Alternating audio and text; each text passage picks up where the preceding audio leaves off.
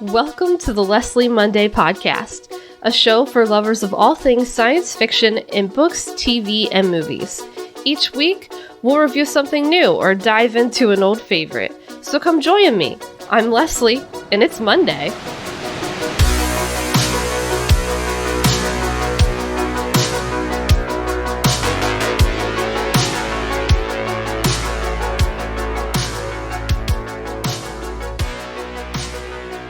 Hello, and welcome to the Leslie Monday Podcast. I'm Leslie, and today we are going to be talking about The Expanse, Season 5, Episode 4, and I'm going to try and pronounce the title here. I might butcher it, but, I'm going to make the effort.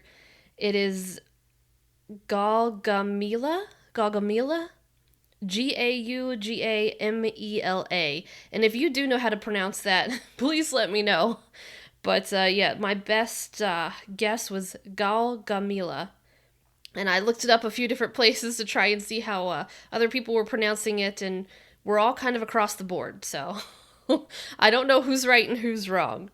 But before we jump into the episode today, I did want to go ahead and let you all know the podcast is now available on Apple Podcast, on Google Podcast, it's on Spotify. It's been added to Listen Notes. It's been added to the TuneIn app with Alexa. So if you have an Alexa, you could tell it to play this podcast.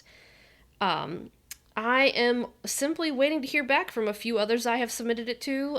Amazon, Audible, Pandora, iHeartRadio, etc. So I'm just kind of waiting for them to get the approval email that it's been added. But you should be able to find it out there now, so it's not just on Podbean. And of course, you can always listen to it if you are following me on YouTube and listen to it there as well. As all of these apps update, I'm going to work on adding a links page to the website so that you can just go straight there and get the link if you need it. So you don't have to try and Google search and you can't find it. Or, and you're trying to type in Leslie Monday Podcast, and maybe everything that's coming up is not mine, or it's Leslie Odom Jr. I've gotten a lot of his, when I go to search for myself, it takes me to some of his stuff, which I think was really funny. But I'm going to work on getting that page set on the website so that you can just go there and be able to go to whichever app it is that you're going to be getting your podcast from and get the link right there in one spot. And of course, the website is lalunsford.com, and that is LALUNS as in Sam, F as in Frank, ORD.com. Oh, and if you are a Marvel fan and you're watching the new Marvel shows on Disney+, Patrick, Pat, and I are also watching those, and we are reviewing them too over on the Critics Not Cynics podcast. So if you're not following us over there, be sure to go over there and listen to us and check out our reviews on WandaVision so far, because it's really interesting. I'm excited to see what Marvel's going to do, and we're doing the Marvel shows over on the Critics Not Cynics podcast. Okay, so now with all of that out of the way, let's jump into today's episode and review of The Expanse. So, I wanted to start here with the Amos and Melba scenes, and I just get on a little bit of a soapbox for reviews versus the reactions format, and not like a huge soapbox, I promise, just a little one, because I really do enjoy both formats, and I do follow a few reaction channels on YouTube. But this episode was a really good example for me, particularly this Amos and Melba scene, which is why I wanted to point it out, in my opinion of why I prefer a review format myself versus a reaction channel format. Every single reactor that I follow basically butchered the relevant information in this scene. They were talking over everything that was going on and then complaining about being confused in their reviews at the end. Even one edited in later a little blurb saying that yes, during the editing process, they now see what they missed and to please not pile on them in the comments. And look, I know that we're all human and we're gonna miss things from time to time. Nobody is perfect. But that is an issue that I have with reaction-only channels because of the nature of a reaction-only channel, and you have to be talking over things, and you have to cut the episodes so much in order to avoid copyright issues. You need to be transformative and really not just putting the show up there because ethics, you know? But when they're talking over so much, I've never been the kind of person who wants to talk over the show. I want to stop it to ask my question first, which again just kind of goes to why I lean more towards this review format than the reactor format. Again, it was just really stood out to me that they would talk over that piece of the scene. It's relevant information, and we're going to talk about it, and I'll point out what they missed. But they would talk over it, and then in their comments at the end, or their half-hearted review at the end, it'd be really haphazard, and they were so confused and didn't understand what was going on. So I'm gonna get off the soapbox. I'm not saying there's anything wrong with reaction channels. Again, I follow a few. I enjoy them. But that is one of the things about reaction channels that stands out and annoys me, is when I'm seeing the reactor talking over relevant information and then them being confused at the end, trying to give their opinions about things, having completely and blatantly missed information that was given to you.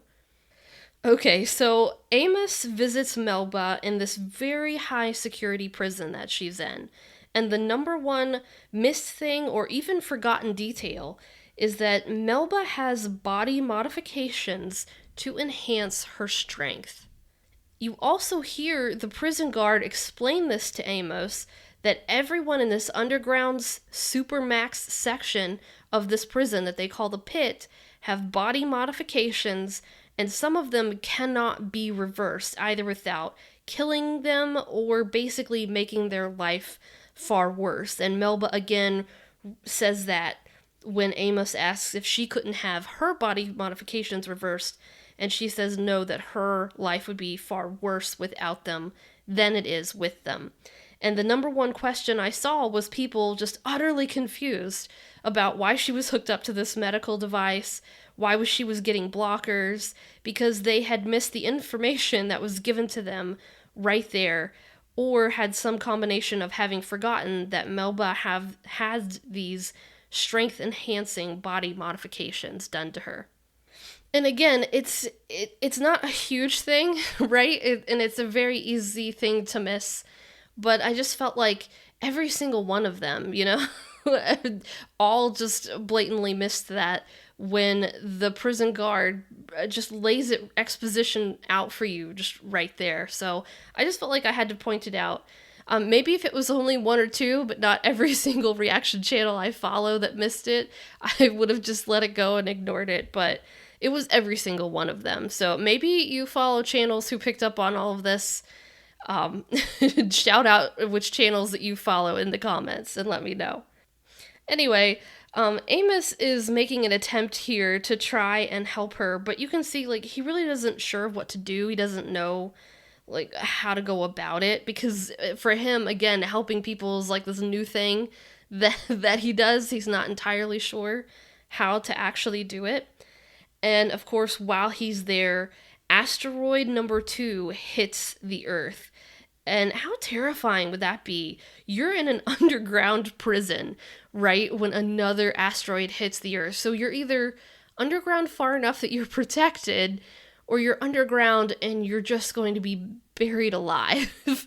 And I don't know if that's more terrifying or maybe comforting, because hopefully you would pretty much just be squished instantly and maybe never even realize anything had happened if you were in that position. But I don't know, because it just kind of, it's like that claustrophobic, somebody gets buried alive and they close the coffin and you're just in a panic mode. But I just thought that's absolutely terrifying. And it was absolutely terrifying to read it in the book as well, but to see a visual representation of it too just really hits it home of just how scary that situation would be. So let's move on to Alex and Bobby. And I wanted to spend a little more time with them in this episode because I blatantly skipped them last episode. But we see them following Emily Babbage's ship. and they suspect that she's going on a run to do another black market deal.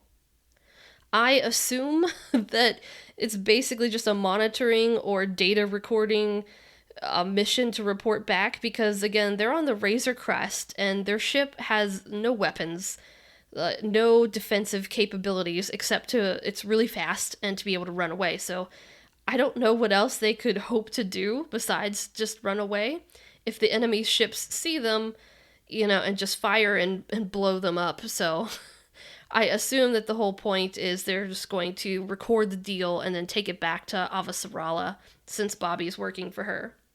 And we get to see Alex starting to really mentally catch up to where Bobby is this episode.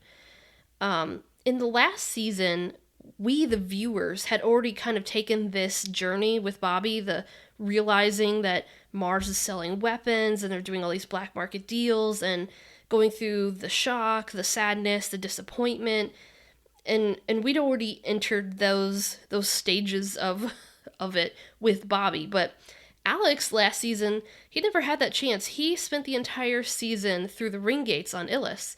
So for him, this is the first time he's seeing any of this.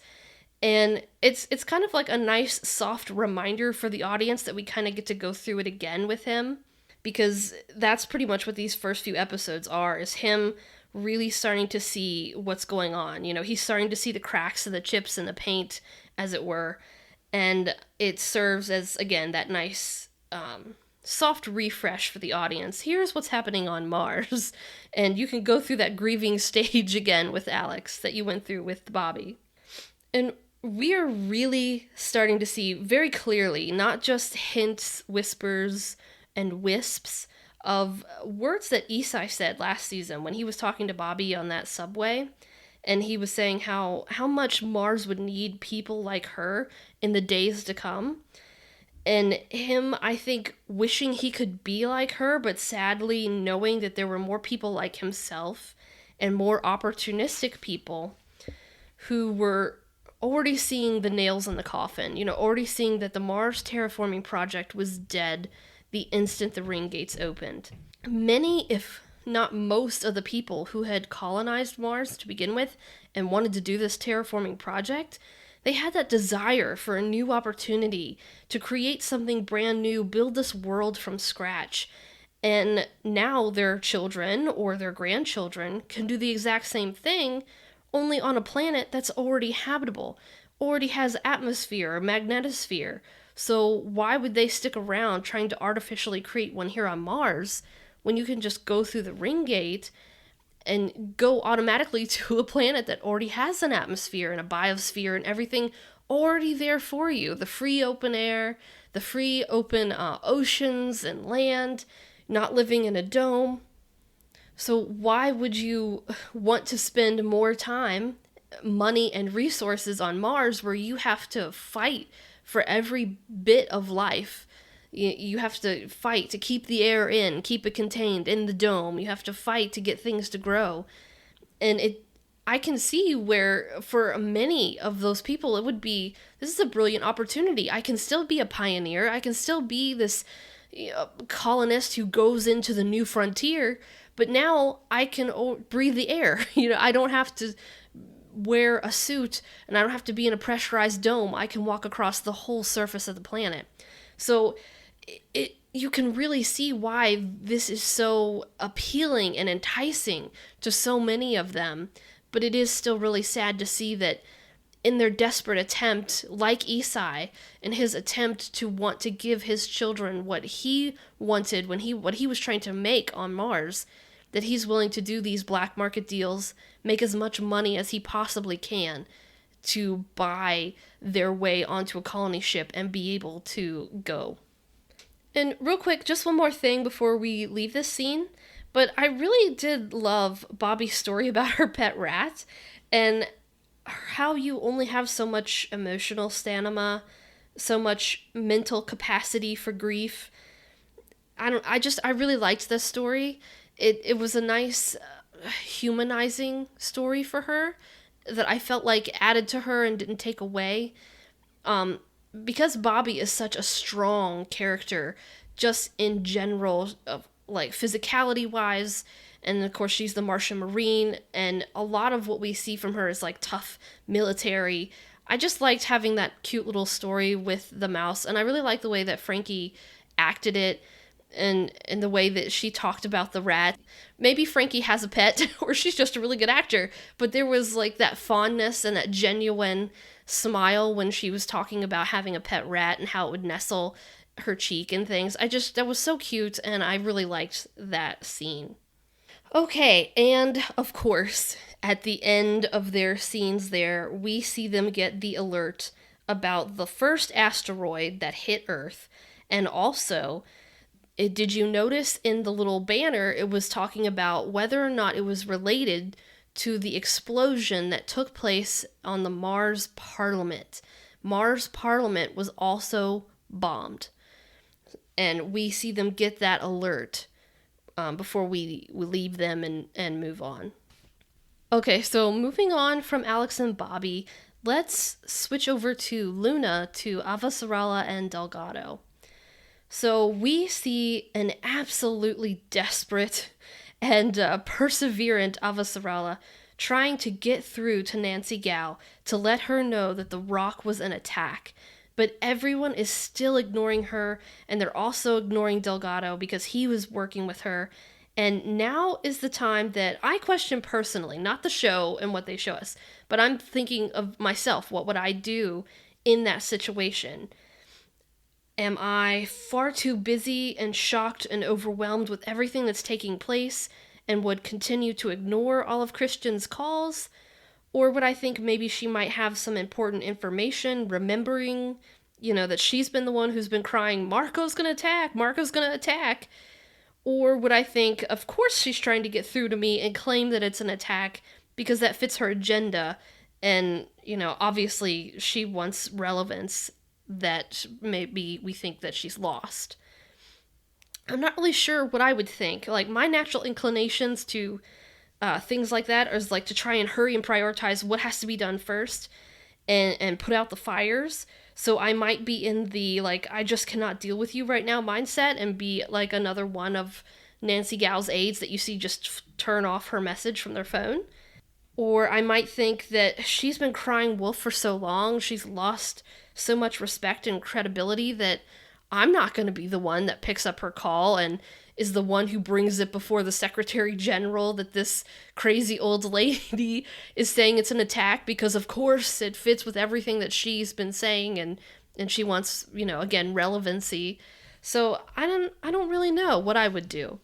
I know that all of us as viewers having more of the picture about what's going on, and we can kind of Monday morning quarterback. It's easy to like yell at the screen and think that it's all Nancy Gao's fault and it's all her staff's fault. If only they would have listened or answered that message, maybe they could have stopped the next two rocks from hitting Earth, and all this loss of life, and it's totally their fault. But, looking backward and criticizing what you've done is really easy, and you can't do anything to change. And I think sometimes we get stuck looking backwards because it is easy, and you get stuck thinking, I could have done this and I could have done that.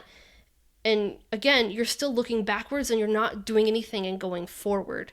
It sort of relates back to Bobby telling Alex, you only have so much emotional stamina, that she cried for how many ever hours, and then she had to move on. She couldn't sit there and cry over the dead rat for forever. Eventually she had to move forward and do something. And that's kind of what I think, that we sometimes can get stuck second guessing all of our decisions and looking backwards. But again, being the viewer is really easy because you have all of the information. Being the book reader is super easy because you have all of the information and you know everything that's going to happen. And you can say, well, of course, I would have exactly done this or that. But I don't think you can ever truly know exactly what you would do in a situation like that unless you were there. But I don't know, do you agree? Or are you still blaming Nancy Gao and all of her people for shutting Avasarala and Delgado out? And those other two rocks didn't have to hit Earth, and it's totally all their fault. Let me know what your reaction was. Avasarala at least does get through to Nancy, and she does convince her to get the order out about retasking the watchtowers right before that third rock hits. And because of that, and her perseverance and just continuing to try and get through to her, that fourth rock is detected by the towers and stopped. So in the end, she is very successful. I think the questions everybody has is, could she have been more successful? Could it have only been one rock that hit Earth, or two instead of three? But again, I think that Monday morning quarterbacking, looking backwards at your past mistakes and saying you should have done X or Y, is a really easy, comfortable position to be in, instead of just owning that this is the decision that you made, accepting whether it was right or it was wrong, and moving forward from there. So let's talk about Naomi, Philip, and Marco here, and then we will save Fred, Holden, and everybody at Tycho for the end. So we see that Philip has taken Naomi back to Marco and back to the belt, and we get to see Marco's new gunship, the Pella. And did you notice? It is, if you didn't notice, it's a Martian gunship. It's not unlike the Rossi itself. And that's more visual confirmation of Mars selling to the belt. Mars is doing these black market deals, and they're dealing with the belt. And it reminds me of Avasarala talking to Ehrenreich in season 1. And she said something like, heaven help us all if Mars and the belt decide to share a toothbrush.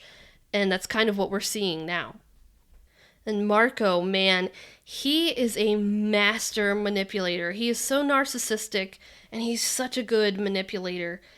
In the scene where Naomi says that Philip brought her here, I'm really reminded of the Julie, Melba, and Melba, of course, is Clarissa, Julie's sister. And when Melba was remembering a fight between herself and Julie, her and her sister, Julie says, "Our father's a damaged man, and you'll never be enough for him." And that situation, I feel like it's the exact same situation we have now. So in kind of season 1 through season 3-ish, we had Julie, Clarissa, and their father, Jules Pierre. And now I feel like that sort of dysfunctional family I want to say trilogy, and I know that's wrong.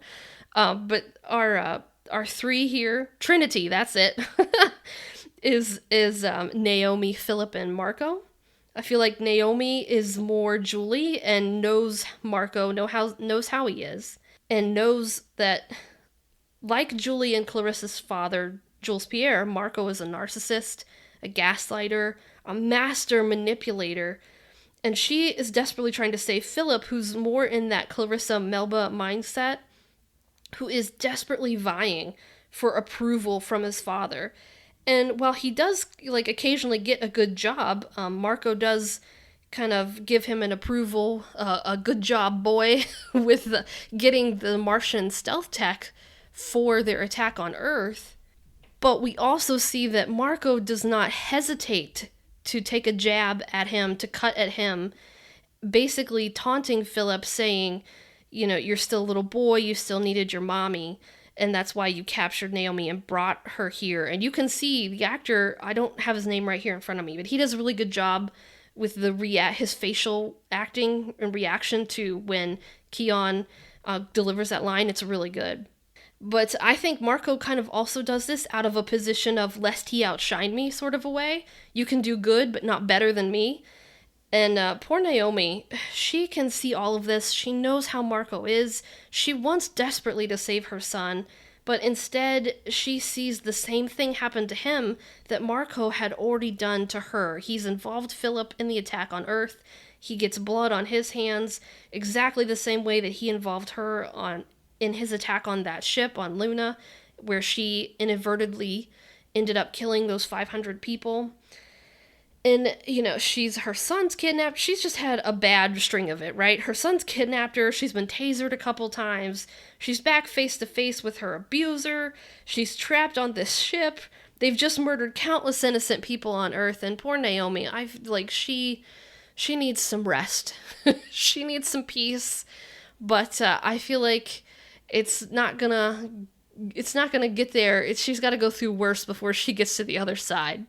But I was just poor Naomi. I feel so bad for her in this episode. Okay, before we move on to Tycho Station, I just wanted to give another spoiler shout out, because if you haven't watched the episode, there is character death, and we're going to talk about it. So if you haven't watched it, stop now, because I'm about to spoil exactly who dies for you right now. You still here? It's your fault if you are. So let's talk about Fred's death. We obviously lose Fred in this episode. In the book, he dies a similar way to Lopez in season 1, where Lopez basically has injuries and kind of strokes out under a high G burn. In the book, Fred was older, he's up there, and he basically strokes out under a high G burn. But I like the way they set up his death here, and it makes sense to the story, and I feel like it fits really well. This was another moment that I was kind of evilly waiting for to see how they were going to do and how they were going to adapt it from the book format to the show format. And I was also really impressed with the entire sequence here on Tycho Station, going just from the beginning of Fred and Holden and Bull and his team inside the cargo container, and how they're setting up for this trap that they think they're setting for the Zemia and the engineer Sakai, and how it actually was the other way around. But I feel like they've gotten so good at all the CGI and special effects. Like, the torpedo that hit the cargo containers looked really good. Tycho Station itself looks really real. All the shipping containers, look really good. I mean, they're shipping containers, how hard could it be? But still, they look like real shipping containers. And then that specialized robot that cuts out the proto-molecule from Fred's quarters, I thought it looked really good. And, I'm just a layperson. I'm not like a super informed or expert on special effects and things like that in movies. So me as a layperson, I was sold and I thought it looked really good. But maybe you're an expert and you thought, oh, this was terrible. Feel free to let me know or point out to me places why you would think that if it is bad. Because, again, me as the layperson, I thought, wow, this looks really cool. And whatever they had on set, I feel like it looks like the robot is actually there and interacting really well with the space and the characters and everything. So I thought it was a good job, and I was sold. But again, we lose Fred. It's really sad, but it does feel like a nice... It's not nice because he dies, but it is a nice wrap-up for his character that when we meet him in season 1 and we're thinking he's the enemy, he's a bad guy, he's the butcher of Anderson Station, and then we find out he was never even told that those people had surrendered and the government had ordered him to go ahead and call in that strike, and he never would have done it had he known that they had surrendered. And it just kind of... I guess it's poignant to what the Admiral Souther... Is that his name? Admiral Souther, yes. What he said about him, about how he was able to hold on to a piece of his soul in this sort of a game that they're working in the shadows, counterintelligence, military operations that are black ops, things like that he was still able to hold on to a piece of himself and his soul, and an honorable man. So he died as he lived, basically. He was trying to do the right thing. He was trying to help Monica and find out who was trying to capture her. They were trying to figure out who was trying to take the proto-molecule, and again, he was doing the right thing, thought he was doing the right thing. Like I said last episode, I felt like he's not taking it seriously enough. He's not entirely aware of just how bad this situation is. But all in all, I think he did have a good death. And I actually kind of like that they did not draw out a death scene for him. With people get unrealistically long death scenes where they are passing away for 3 minutes or something and telling their life stories to all the people around when he's been shot 3 or 4 times in the back. So I appreciate that he was shot, he was able to breathe maybe 2 words to Holden, and then he was dead. So that's really depressing. Let's move on. But those were my thoughts about this episode this week. I want to hear from you, though. I want to know what you thought. I want to know if you were shocked by Fred's death, you were really upset. Are you still supremely angry at Nancy Gao and all her staff for freezing Avasarala out, and think that more lives could have been saved had she not done that? What do you think that everybody's next moves are going to be? Where do they go from here? How do they escape or overcome their situations? What do you think is going to happen with Amos and Melba? Are they completely squashed into that prison? How are they going to get out of there? Are they just going to be, in this bunker for the rest of the season until somebody can come and get them? Do you think Avasarala, Amos calling her Chrissy, is she's going to come and dig them out and rescue them out of the pit? How do you think Naomi's gonna fare? How's she gonna get out of her situation? What's gonna happen to her? I want to hear your thoughts. I want to know what you think is gonna happen and how you think it's gonna play out. So definitely, please, let me know what you think in the comments. If you are listening to this on YouTube, please put it in the comments below. If you've clicked here and you're listening on Podbean or any of the other podcasting apps, if there's a link on Facebook or Instagram, Twitter, leave a comment there. Let me know. And please be sure to let me know which show you'd like for me to review next. The current poll is between Netflix Away, that stars Hilary Swank, Altered Carbon, or Travelers. And right now I'll let you know Travelers is in the lead. And I will be putting a poll up on YouTube and on Twitter for everyone to participate.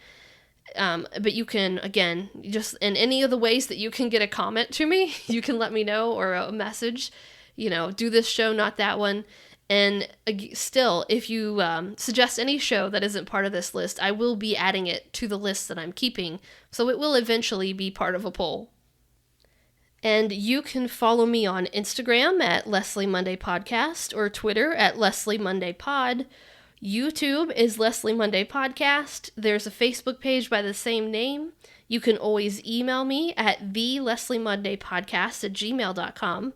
And as always, if you ever need any of my social media links, you can find all of them on my website, lalunsford.com. That is LALUNSFORD.com. And please be sure to join me next week. We're going to be talking The Expanse Season 5, Episode 5. And if you're watching the Marvel shows, go over to Critics Not Cynics, where we are watching WandaVision. Until next time.